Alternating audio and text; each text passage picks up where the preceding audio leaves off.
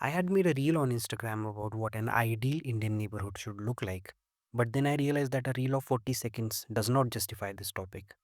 Therefore, I'm making this video. When I started searching about this topic, to my surprise, I found quite a lot of research papers, reports, and articles that talk about Indian neighborhoods. And man, there is a lot to cover. So let's get started. But before we jump into the rabbit hole of ideal Indian neighborhood, it's worth pondering over why we need a neighborhood. We as humans are not meant to live in little bubbles. We need a community for our survival. A good neighborhood exactly offers that. It gives you a sense of safety and belonging. It provides us with supportive environment that influences us mentally and physically. It is also responsible for our educational achievements and social development. The overall quality of a neighborhood impacts residents across their entire lifespans. But there is more to it. It's also about money. The Kirana shop we know only survives because people actually live up close enough to show and buy something. That's how they earn it. Therefore, we need these neighborhoods in our cities because cities at the end of the day are supposed to be about people. They are not merely bunch of buildings connected with highways. Now that we have established why we need a neighborhood, let's define an ideal neighborhood. Well, there are tons of complex definitions of an ideal neighborhood, but I have created my own, so brace yourself.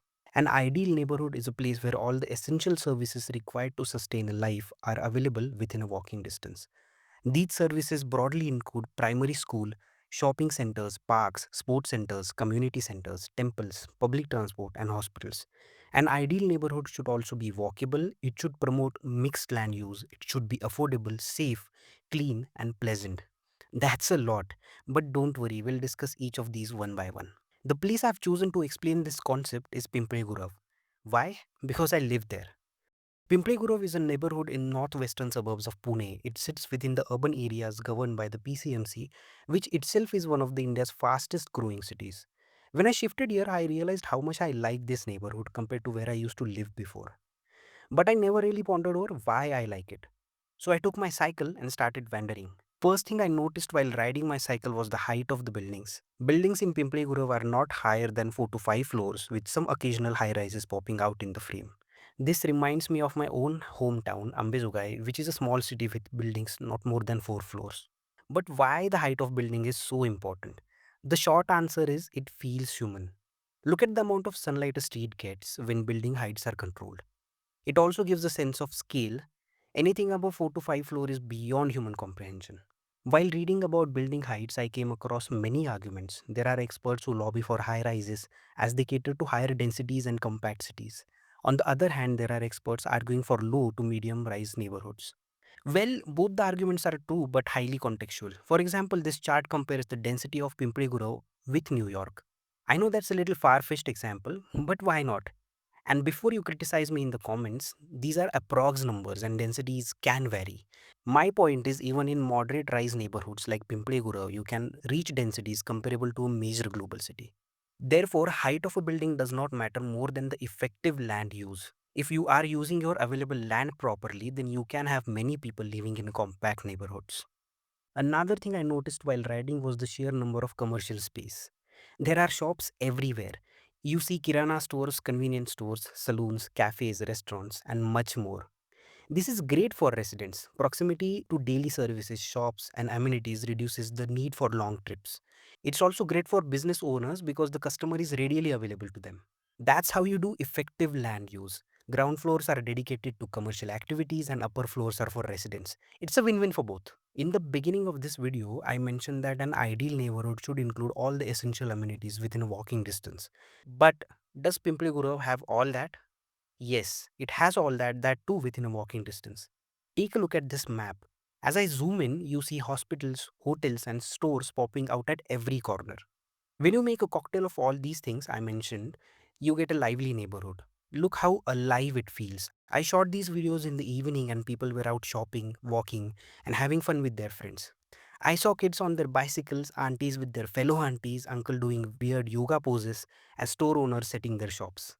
All these things solidify a community, frictions between people reduce, and it develops a good sustainable urban fabric. It would be an apt ending for this video, but how could I end a video without complaining about things? No, but on a serious note, there is an issue with this neighborhood. It's the lack of walking and cycling infrastructure. Now you might ask, but Rushi, in these videos, all the people are using their bikes and cars. Nobody is walking. Then why do we need footpaths? Because the smart city of Pimpri Chinchwad was designed with the vision of promoting non-motorized transport, i.e. walking and cycling. It's on their website, you can check. But then take a look at this footpath. It's so tiny that it was designed for minions. Don't get me wrong, there are good footpaths, but they are often infested by the commercial installations like this. How are people going to use it? And it's not the fault of business owners, they don't have enough space. Nobody uses the footpath, so they put their stuff on it. Additionally, we have made cycling and walking so uncomfortable that even I sometimes feel it's better to take my scooty to fetch groceries. But that defeats the very purpose of walkable neighborhood, right? Why do I need to take my bike out to travel just 500 meters? I cycled on many lanes in Pimple Gurav, and two themes are very common.